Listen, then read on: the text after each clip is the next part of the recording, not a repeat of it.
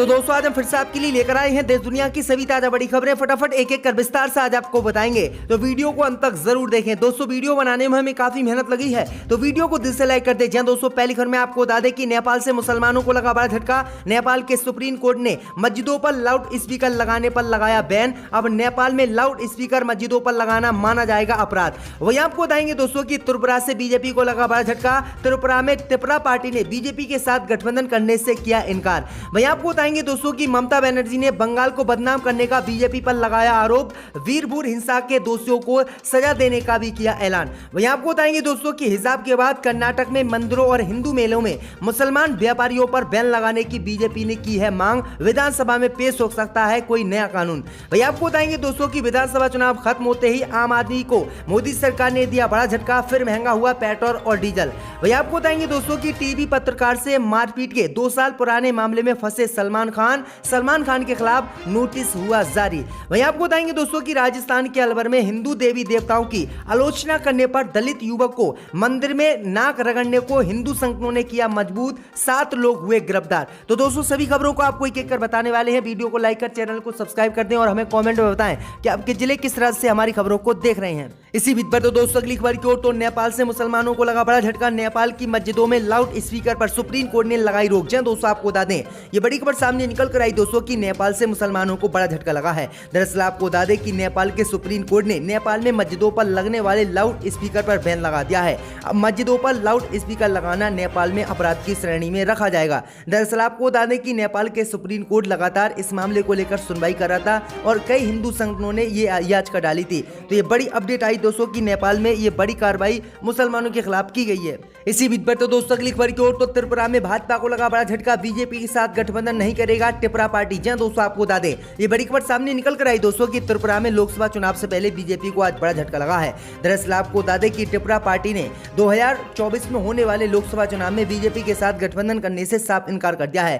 वहीं आपको बता दें कि त्रिपुरा पार्टी के प्रदेश अध्यक्ष ने यह ऐलान किया है। उन्होंने कहा कि 2023 में होने वाले विधानसभा चुनाव में भी भाजपा से हम गठबंधन नहीं करेंगे और लोकसभा चुनाव में भी गठबंधन नहीं करेंगे। तो ये बड़ी अपडेट आई दोस्तों की भाजपा को बड़ा झटका त्रिपुरा में आज लगा है। इसी बीच पर तो दोस्तों अगली खबर की ओर, तो ममता बनर्जी ने बीजेपी पर लगाया बंगाल को बदनाम करने का आरोप। दोस्तों आपको बता दें ये बड़ी खबर सामने निकल कर आई दोस्तों कि बंगाल के बीरभूम में हुई हिंसा के एक दिन बाद बुधवार को मुख्यमंत्री ममता बनर्जी ने भरोसा दिया है कि हिंसा के अपराधियों के खिलाफ सख्त कार्रवाई की जाएगी। ममता बनर्जी ने कहा है कि वह स्थिति का जायजा लेने के लिए आज यहां का दौरा करेंगी। बंगाल की सीएम ममता बनर्जी ने कहा है कि बीरभूम की घटना के लिए जिम्मेदार सभी लोगों के खिलाफ सख्त कार्रवाई की जाएगी। बंगाल की मुख्यमंत्री ने एक कार्यक्रम के दौरान यह भी कहा है कि उन्हें जिले का दौरा एक दिन के लिए स्थगित करना पड़ा है क्योंकि राजनीतिक दल पहले से ही वहां पर जुटे हुए हैं। ममता बनर्जी ने कहा है कि इस तरह की घटनाएं गुजरात और राजस्थान में भी हुई हैं। मैं रामपुर हाट की घटना को सही नहीं ठहरा रही हूं। हम निष्पक्ष तरह से कार्रवाई करेंगे। इसी के साथ ही ममता बनर्जी ने बंगाल को बदनाम करने का विपक्ष और भाजपा पर आरोप लगाया है।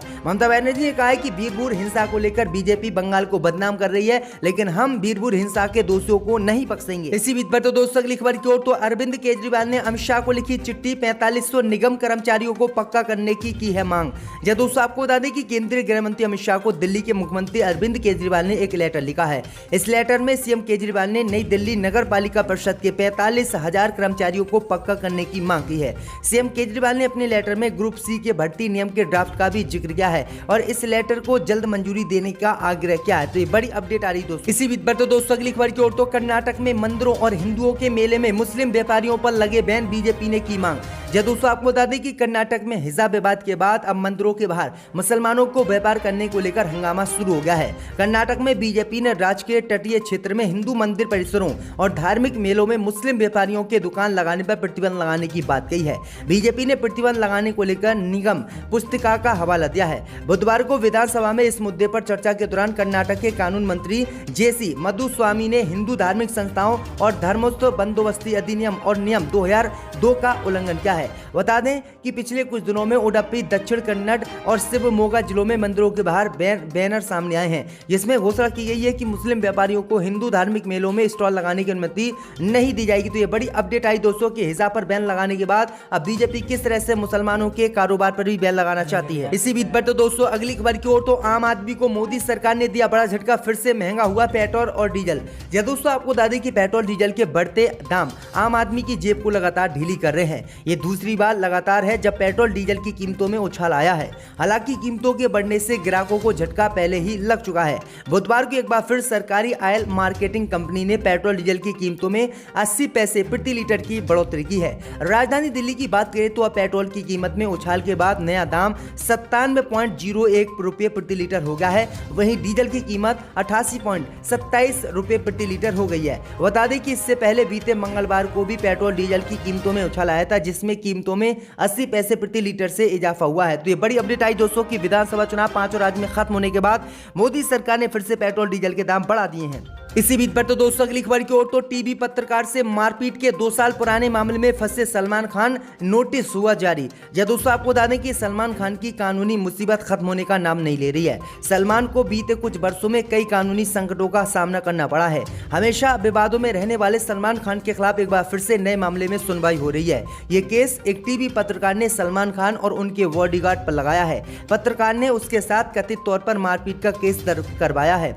अंधेरी मेट्रोपॉलिटन मजिस्ट्रेट कोर्ट ने सलमान खान और उनके बॉडीगार्ड मोहम्मद नवाज इकबाल शेख के खिलाफ 5 अप्रैल 2022 तक का समन जारी किया है। दोनों पर धारा 504 और 506 के तहत केस दर्ज किया गया है। सलमान खान और उनके बॉडीगार्ड इकबाल शेख पर आरोप है कि उन्होंने 24 अप्रैल 2019 को एक टीवी पत्रकार अशोक पांडे के साथ कथित तौर पर मारपीट की है। तो ये बड़ी अपडेट आई दोस्तों कि सलमान खान को एक बार फिर से समन जारी हुआ है। इसी बीच पर तो दोस्तों अगली खबर की ओर तो सोनिया गांधी ने 26 मार्च को बुलाई पार्टी के महासचिवों की बैठक। कांग्रेस ले सकती है कोई बड़ा फैसला।